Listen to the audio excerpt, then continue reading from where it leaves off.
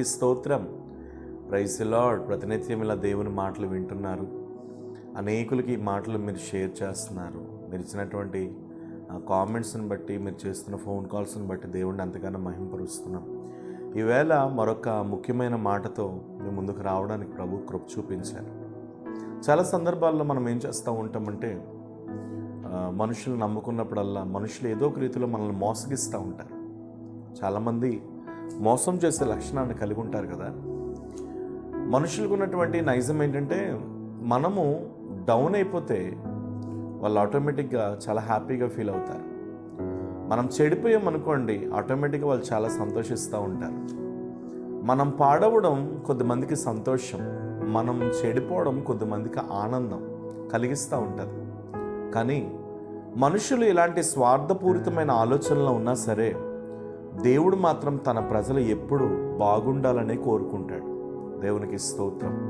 ఈరోజు ఈ మాటలు వింటున్న మీతో నేను చెప్పాలనుకున్న విషయం ఏంటంటే, యోవేలు గ్రంథం 2వ అధ్యాయం 28వ వాక్యంలో చక్కని మాట చెప్తున్నాడు. 26వ వాక్యంలో, నా జనులు ఇక ఎన్నటికీ సిగ్గునొందరు. అప్పుడు ఇశ్రాయేలీయుల మధ్యన ఉన్నవాడును నేనే అనియు, నేనే మీ దేవుడైన యెహోవాననియు, నేను తప్ప వేరొక దేవుడు లేడనియు మీరు తెలుసుకొందురు. నా జనులు ఇక ఎన్నడూను సిగ్గు నొందకయుందురు. దేవునికి స్తోత్రం. ఈ మాట ఎంత శ్రేష్టంగా చెప్తున్నాడు దేవుడు, ఒకసారి మీరు ఆలోచించండి. అంటే మనల్ని దేవుడు మొట్టమొదటిగా ఏమంటున్నాడంటే, నా జనులు అంటున్నాడు. ఏమండి, యేసు ప్రభువుని నమ్మిన చాలా మందిరాల్లో ఆస్తిపరుల కంటే, బాగున్న కుటుంబాల కంటే ఎక్కువ నిస్సహాయక స్థితిలో ఎవరి ఆదరణ లేని వారు ఎక్కువగా మందిరానికి వస్తారు. మందిరానికి వచ్చేవారు ఎవరు అంటే, వేదనలో, బాధల్లో, కష్టాల్లో, ఇరుకుల్లో, ఇబ్బందుల్లో ఉన్నవారు మందిరానికి వస్తారు. అట్టివారు మందిరంలోకి అడుగు పెట్టగానే వారి జీవితాల్లో ఎన్ని అద్భుతాలను దేవుడు చేస్తాడు. ఎందుకంటే కరిగిపోతాడు దేవుడు వారిని చూసి, కనికర పడిపోతాడు. నేను పాపులను పిలవచ్చిందని కానీ నీతిమంతులను పిలవ రాలేదన్నట్లు, నేను రోగులకే వైద్యుడిని కానీ ఆరోగ్యం కలిగిన వారికి కాదు అన్నట్లుగా మందిరమునకు రాగానే ప్రభు ఎంతలా కరిగిపోతారంటే వారిని చూసి, తన హృదయంలో ఉన్నటువంటి సమస్త బాధ వారి నిమిత్తమే అన్నట్లుగా ఆయన మందిరానికి రాగానే ఆయన అలా మారిపోతూ ఉంటారు. నా జనులు అంటున్నాడు. ఏమండి, ఒక విషయాన్ని మీరు గుర్తుపెట్టుకోండి. నేను చెప్పాలనుకున్న విషయం ఏంటంటే, ఏమీ లేని వారిని ఎవరైనా కోరుకుంటారా? ఒంటరి అయిపోయిన వాడిని ఎవరైనా కోరుకుంటారా? ఉద్యోగం లేని వాడిని ఎవరైనా కోరుకుంటారా? వ్యాపారంలో ఓడిపోయిన వారిని ఎవరైనా కోరుకుంటారా? పిల్లలు లేని గుడ్రాలను ఎవరైనా కోరుకుంటారా? అందరూ విడిచిపెట్టినటువంటి వ్యక్తులను ఎవరైనా కోరుకుంటారా? అనాథైన ఒక అనామకురాలను ఎవరైనా కోరుకుంటారా? కానీ నా ప్రభు మాత్రం అట్టి వారిని కోరుకుంటాడండి. అట్టివారంటే నా ప్రభువుకు చాలా ఇష్టం. అందుకని చాలా పలుమార్లు ఒక గుడ్డివాడి దగ్గరికి వెళ్ళి, దావీదు కుమారుడా నన్ను కరుణించంటే వానికి కళ్ళు ఇచ్చాడు. ఒక మూగవాడి దగ్గరికి వెళ్ళి, నన్ను లిఫ్ట్ చేయయ్యా, నన్ను పైకి లేవనెత్తు అంటే వానికి మాటలు ఇచ్చాడు. ఒక చనిపోయిన వ్యక్తి దగ్గరికి వెళ్ళి, ఆ కుటుంబం ఆ చనిపోయిన వ్యక్తి కొరకు ఏడుస్తూ ఉంటే సజీవంగా వారిని తిరిగి లేపాడండి. అదండి యేసయ్య ప్రేమ అంటే, అదండి యేసయ్య గొప్పతనం అంటే. నిన్నెవరు ప్రేమించకపోవచ్చు. ఈ మాటలు వింటున్న నీతో నేను చెప్పాలనుకున్న మాట, నీవు తన సొత్తు అయిన జనాంగంవి. నిన్ను తన రక్తంతో పరిశుద్ధపరుచుకున్నాడు. నీకు తన పేరును పెట్టాడు. నిన్ను తన సంఘంలోనికి చేర్చాడు. నువ్వు ఎవరు సొత్తు కాదు. నువ్వు నిజంగా యేసు ప్రభు సొత్తు అయి ఉన్నావు. నువ్వు ఆయనకి జనులుగా పిలుస్తున్నాడు ఆయన. నీ పేరు చెప్పుకోవాలంటేనే ఒకరు నామోషి ఫీల్ అవుతున్నారేమో. నీవంటే పలానా వ్యక్తివి, పలానా బంధువువి అని చెప్పుకునేటప్పుడు ఇతరులు నిన్ను నామోషిగా ఫీల్ అవుతున్నారేమో. కానీ ఏమీ లేని నిన్ను నా దేవుడు మాత్రం నామోషిగా ఫీల్ అవ్వాలని అనుకోవట్లేదు నాన్న. ఏమీ లేని నువ్వే ఆయనకు కావాలి. దిగంబరత్వంతో ఉన్న నీ బ్రతుకులో వస్త్రాన్ని కప్పి దీవించడానికి ఆయన సిద్ధంగా ఉన్నాడు. ఏమీ లేని నీ బ్రతుకును అనేకులకు ఆశీర్వాదకరంగా మార్చడానికి ఆయన సిద్ధంగా ఉన్నాడు. ఈరోజు నేను ప్రభు నీతో మాట్లాడుతున్నాడు. ఏమన్నా తెలుసా? నీవు ఆయనకి సొత్తైన జనాంగం అయితే నిన్ను మాత్రం ఆయన సిగ్గుపరచనంటున్నాడు. సిగ్గుపడవు.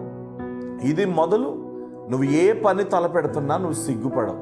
నీ పంటను తినివేసేటటువంటి మిడతలను, గొంగల పురుగులను, పసర పురుగులను, చేడ పురుగులను అన్ని మహాసైన్యము గత సంవత్సరంలో తినివేసిన ప్రతి పంటను మరలా నా దేవుడు ఈ సంవత్సరంలో నీకు అనుగ్రహించబోతున్నాడు. నమ్మితే ఆమేనని చెప్పు. ఈరోజు నీ ప్రవచనాత్మకమైన ఈ మాట ఏంటో తెలుసా? గత కాలంలో నీ కుటుంబాన్ని చీల్చి చెండాడిన ఆ యెజబెలు తాలూకా ఆత్మ, గత కాలంలో నీ కుటుంబాన్ని అన్యాయం చేసిన ఆ భయంకరమైన స్థితి, గత కాలంలో నీ ఇంటిని పాడు చేసిన ఆ వ్యక్తులు ఎవరన్నా సరే, ఈ సంవత్సరం, గత సంవత్సరంలో నువ్వు కోల్పోయిన ప్రతి పంటను నా దేవుడు ఈ సంవత్సరంలో నీకు అనుగ్రహించబోతున్నాడు. ధైర్యం తెచ్చుకో, నిబ్బరము కలిగుండు. మనుషులు మర్చిపోయినా నిన్ను మరవడు. గత సంవత్సరము పంట అంతా ఈ సంవత్సరం నీకు అనుగ్రహించి, ఎవరు ముందైతే నువ్వు తలదించుకున్నావో, ఎవరు ముందైతే నువ్వు అవమానపరచబడ్డావో, ఎవరు ముందైతే నువ్వు ఏడుస్తూ కన్నీరు కారుస్తున్నావో, ఈ సంవత్సరం వారందరి ముందు నా దేవుడు నేను తల పైకెత్తి ఘనపరచబోతున్నాడు. అందుకని అంటున్నాడు ఆయన, నా బిడ్డని నేను సిగ్గుపరచను అని చెప్తున్నాడు. కాబట్టి నీ దేవుడు నిన్ను సిగ్గుపడనివ్వంటున్నాడు. యోసేపుని సిగ్గుపరిచాడా? బైబిల్లో చాలామంది భక్తులు ఉన్నారు, సిగ్గుపరిచారా? నన్ను దేవుడు ఏమైనా సిగ్గుపరిచాడా? నీ కుటుంబంలో నీ పిల్లల్ని ఏమైనా దేవుడు సిగ్గుపరుస్తాడని నువ్వు అనుకుంటున్నావా? లేదు లేదు లేదు, ఎవరిని దేవుడు సిగ్గుపరచడు. ఆయన నీ పక్షంగా ఘనమైన న్యాయం చేయబోతున్నాడు. అయితే నేను ఒక మాట ఈరోజు చెప్పాలనుకుంటున్నా. మీలో ఎవరైనా ఉపవసించగలిగితే ఉపవసించండి. ఎందుకంటే కొన్ని చీకటి శక్తులు మీ ఇంటిని అలుముకొని మీ కుటుంబాన్ని పాడు చేస్తున్నాయి. కొన్ని అంధకార శక్తులు అలుముకొని మీ పిల్లల్ని పాడు చేస్తున్నాయి. ఇలాంటి పరిస్థితుల్లో తప్పనిసరిగా మీరు ఏం చేయాలి అని అంటే, ఈ మాటలను వింటూ ఉపవాసం తీసుకోగలిగితే మాత్రం తప్పనిసరిగా నా దేవుడు మీ జీవితంలో న్యాయం చేయబోతున్నాడు. అటు ధైర్యం తెచ్చుకోండి, ముందుకు సాగిపోండి. ప్రభు కృప మీకు తోడై ఉండను గాక. ప్రేమ కలిగిన తండ్రి, ఎంతమంది ఈ మాటలు నీ వేళ విన్నారు? సిగ్గుపడనివద్దు ప్రభువా, నువ్వు సిగ్గుపడనివ్వనన్నావు. రోదనతో, వేదనతో, బాధలతో, కష్టాలతో మగ్గిపోతున్న వారు తిరిగి లేపబడుదురుగాక యేసునామములో. అలాంటి గొప్ప కృపను మనం ప్రార్థిస్తున్నాం. ఇది మొదలు నీ మహిమను బిడ్డల జీవితాల్లో అనుగ్రహించమని, మరి ఏ పనులు తలపెడుతున్నా ఆ కోర్టు కేసులు, ఆ సమస్యలు అన్నిటి నుండి విడుదల దయచేయమని ప్రార్థిస్తూ యేసునామం నీ ప్రార్థన అడుగుచున్నాను తండ్రి. ఆమేన్. God bless you. దేవుడు నమ్మదగిన వాడు. ప్రభు మిమ్మల్ని దీవించును గాక. Praise the lord.